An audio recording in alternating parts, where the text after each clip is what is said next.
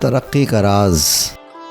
ابن بطوطہ 703-779 14ویں صدی عیسوی کا مشہور عرب سیاح ہے۔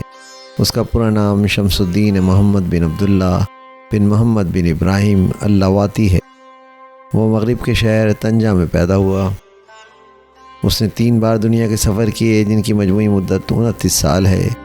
وہ جن ملکوں میں گیا ان میں مغرب، الجزائر، تونیزیا، مصر، شام، فلسطین، حجاز، عراق، فارس، یمن، ایشیا، مائز، ترکیہ، خوارزم، بخارا، افغانستان، سیلان، ملایا، انڈونیشیا، ہندوستان، چین، جاوا، اندلس، جبرالٹر، مشرقی و مغربی افریقہ، سوڈان وغیرہ شامل ہیں۔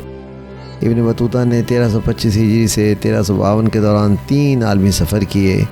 ان سفروں کی مجموعی مسافت تقریباً 75,000 میل ہے۔ ابن خلدون ابن بطوطہ کا ہم زمانہ تھا۔ اس نے اپنے مقدمے میں مختصر طور پر ابن بطوطہ کا ذکر کیا ہے۔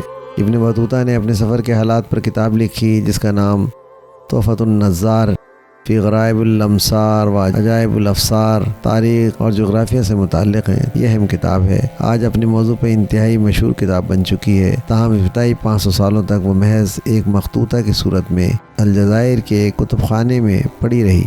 19ویں صدی میں جب فرانسیسیوں نے الجزائر پر قبضہ کیا تو وہ اس کتاب کو حاصل کر کے پیرس لے گئے۔ وہاں اس کا فرانسیسی زبان میں ترجمہ کیا جو پہلی بار 1853 عیسوی میں حواشی کے ساتھ شائع ہوا۔ ابن بطوطہ کا سفر نامہ اصل عربی زبان میں پہلی بار 1871 میں قاہرہ سے شائع ہوا، دوسری بار 1904 عیسوی میں، بعد کو اس کا ترجمہ روسی زبان میں اور یورپ کی اکثر زبانوں میں شائع کیا گیا۔ الفیصل، مئی 1984۔ مغربی اقوام نے موجودہ زمانے میں مسلمانوں کی حکومتوں کو مٹانے کے لیے ہر قسم کی کوشش کی۔ عین اسی زمانے میں انہوں نے مسلم کتب خانوں میں پڑھی ہوئی بے شمار کتابوں کو اہتمام کے ساتھ چھاپا اور ان کے ترجمے کیے۔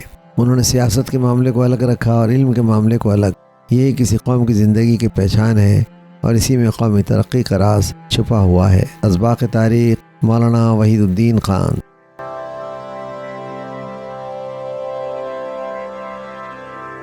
ویڈیو پسند آئی ہے تو لائک